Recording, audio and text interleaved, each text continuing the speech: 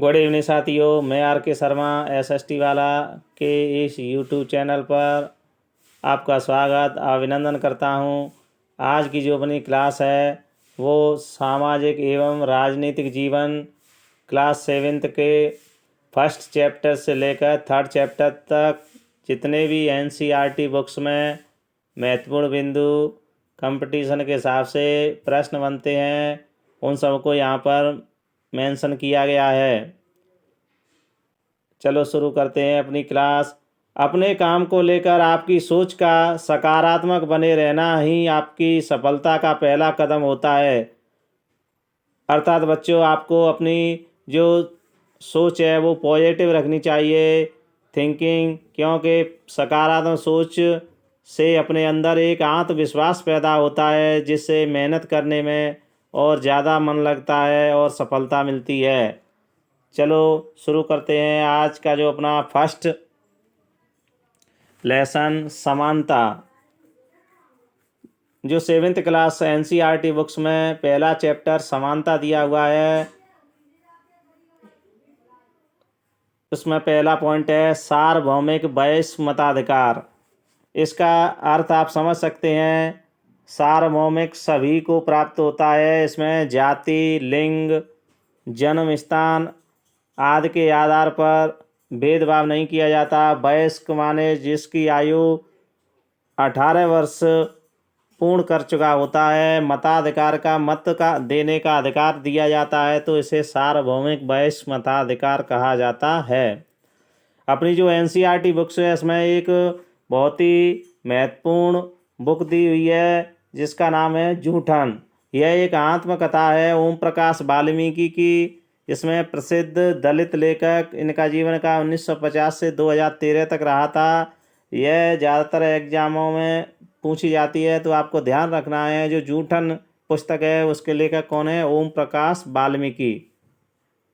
Next point पर चलते हैं। संसद। संसद को लोकतंत्र का आधार स्तंभ कहा जाता है। संसद एक किसी भी देश की पार्लियामेंट होती है जिसके विभिन्न देशों में अलग अलग नाम होते हैं। अपने देश की जो पार्लियामेंट है उसका नाम संसद है। संसद आप समझते ही होंगे, इसके दो भाग होते हैं, एक लोकसभा, दूसरा राज्यसभा। इस तरह आप संसद के बारे में विस्तृत जानकारी प्राप्त करने के लिए आगे हम चर्चा करेंगे। नेक्स्ट पॉइंट पर चलते हैं। एमडीएम। एमडीएम के बारे में भी अपनी जो पहला चैप्टर है उसमें दिया हुआ है। एमडीएम का जो फुल फॉर्म होती है मिड डे मील, अर्थात मध्याह्न भोजन की व्यवस्था। यह प्राथमिक और उच्च प्राथमिक, प्राइमरी और अपर प्राइमरी जो स्कूल्स होते हैं उनमें बच्चों को क्या दिया जाता है, खाना। दोपहर लंच के समय स्वल्प आहार दिया जाता है, उसे एमडीएम कहते हैं। यह सर्वप्रथम तमिलनाडु राज्य में शुरू किया गया था। सन 2001 में जो अपना सुप्रीम कोर्ट है, आपको पता होगा सुप्रीम कोर्ट कहाँ पर है, नई दिल्ली।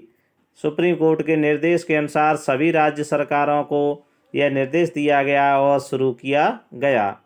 इसका उद्देश्य स्कूल में बच्चों की उपस्थिति को बढ़ाना और शिक्षा के स्तर में सुधार करना है। अगले नेक्स्ट पॉइंट पर चलते हैं। अपने आत्मसम्मान को दांव पर लगाकर जीवित रहना अशोभनीय है। यह जो वाक्य है वह किसका है, BR अम्बेडकर। अम्बेडकर ये कौन थे, ये अपने जो संविधान सभा बनी थी उसमें प्रारूप समिति के अध्यक्ष कौन थे, BR अम्बेडकर। अगले नेक्स्ट पॉइंट पर चलते हैं। स्वास्थ्य। जो अपना सेकंड चैप्टर है स्वास्थ्य में सरकार की भूमिका। सरकार की क्या भूमिका होती है, सरकार जनता के लिए आपको पता होगा हॉस्पिटल खोलते हैं, और ग्रामीण क्षेत्र में कुछ पंजीकृत व्यवसायी होते हैं उन्हें RPM कहा जाता है। और जो OPD है उसकी फॉर्म है आउट पेशेंट डिपार्टमेंट, अर्थात बाह्य रोग विभाग। सबसे स्वस्थ देश मध्य अमेरिका का कोस्टा रिका है। जो कोस्टा रिका देश है उस देश में सेना नहीं है। इसमें क्या नहीं है? सेना। इस देश ने की मंत्रिमंडल ने यह निर्णय लिया कि क्यों न हम सेना के पैसे को अपने देश के स्वास्थ्य, विकास, शिक्षा पर खर्च करें। इस देश का यह विकास में बहुत ही अच्छा निर्णय है। अगले नेक्स्ट पॉइंट पर चलते हैं।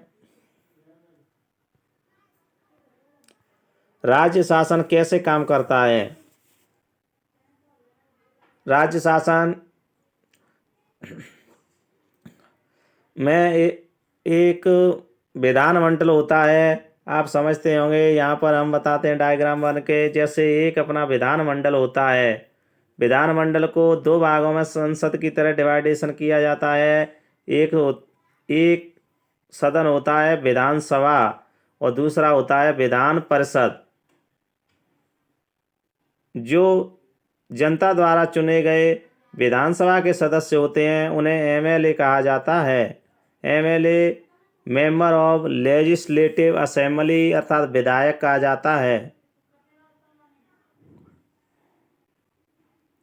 और जो विधायक होते हैं उनमें जो पूर्ण बहुमत प्राप्त सत्ता दल होता है, और जो सत्ता दल प्राप्त करता है उसका ही सीएम बनाया जाता है। जैसे किसी राज्य में विधानसभा की 230 सीट हैं तो उसमें सत्ता पक्ष को अपना सीएम मुख्यमंत्री बनाने के लिए 116 सीटों की ज़रूरत होगी।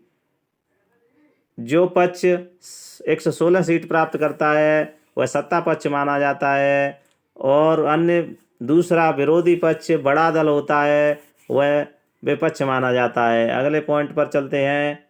हिमाचल प्रदेश में 68 विधानसभा सीट हैं। 2017 में बीजेपी के जयराम ठाकुर सीएम बने थे। साथियों, जो एनसीईआरटी बुक्स में यह दिया हुआ है इसलिए मैंने यहाँ पर ऐड किया है। अगले नेक्स्ट पॉइंट पर चलते हैं। राज्य का प्रमुख राज्यपाल कहलाता है। और आप बताएं कमेंट बॉक्स में, जो राष्ट्र का प्रमुख होता है वह क्या कहा जाता है? सरकार। सरकार आपने देखा होगा, सरकार को में कौन कौन शामिल हैं, तो विभिन्न विभाग और जो मंत्री होते हैं उसे मिला के क्या कहा जाता है? सरकार कहा जाता है। सरकार का काम कानून बनाना होता है।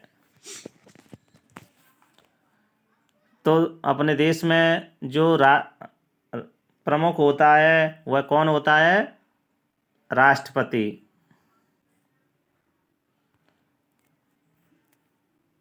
साथियों, आज का सेशन यहीं ख़त्म होता है। अगर इसकी पीडीएफ आपको प्राप्त करनी हो तो हमारे टेलीग्राम चैनल पर जाकर के प्राप्त कर सकते हैं।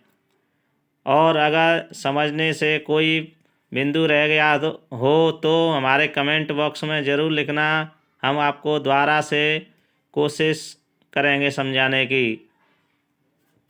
धन्यवाद।